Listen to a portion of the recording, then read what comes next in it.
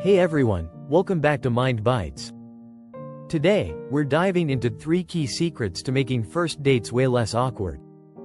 Let's be real, first dates can feel weird. Maybe you met online and are seeing each other for the first time. Or maybe you met for 5 minutes at a bar, and now you're sitting down for an actual date. Either way, that initial awkwardness can make or break the vibe. So, how do you smooth things out and actually enjoy the date? 3 simple tricks. First, use touch early, and often one of the biggest mistakes people make is waiting too long to introduce touch. They don't want to seem too eager, so they avoid physical contact altogether. But here's the thing. The longer you wait, the weirder it feels. Think about it. If you go the entire date without any physical interaction and suddenly try to kiss at the end, that tiny movement feels like climbing a mountain. Instead, make touching a natural part of your date from the start. Ladies, when you greet him, go for a warm hug or a quick kiss on the cheek.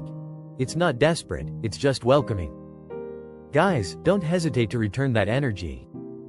And throughout the date, use small, casual touches. A tap on the shoulder, a light touch on the arm when you're laughing. These little moments help bridge the gap between strangers and potential connections. 2. Avoid sitting directly across from each other. Sitting face to face might seem intimate, but it can actually make silences way more awkward. Why? Because when there's a pause, there's nowhere to look, except straight at each other. That's a lot of pressure. Instead, opt for sitting next to each other or at an angle. Like at a bar, a park bench, or even at a corner table. This way, when there's a lull in conversation, you're both watching the world together instead of just staring at each other. It makes everything feel more natural and relaxed. 3. Do something with external focus. If you're an amazing conversationalist, sure, you can sit in a quiet bar and talk all night.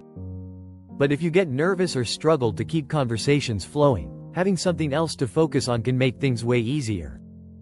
Instead of just sitting across from each other, choose a date that naturally provides conversation starters. Visit a museum so you can react to exhibits. Go to a comedy show where laughter takes the pressure off. Take a walk along a river or in a park. Even just people watching gives you things to comment on.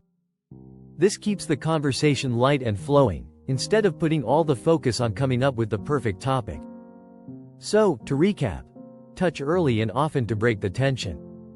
Sit next to or adjacent to your date to create a relaxed vibe. Choose an activity with external focus to avoid forced conversation. Try these tips on your next first date, and let me know how it goes in the comments. Don't forget to like, subscribe, and hit the notification bell for more quick, smart insights. See you next time.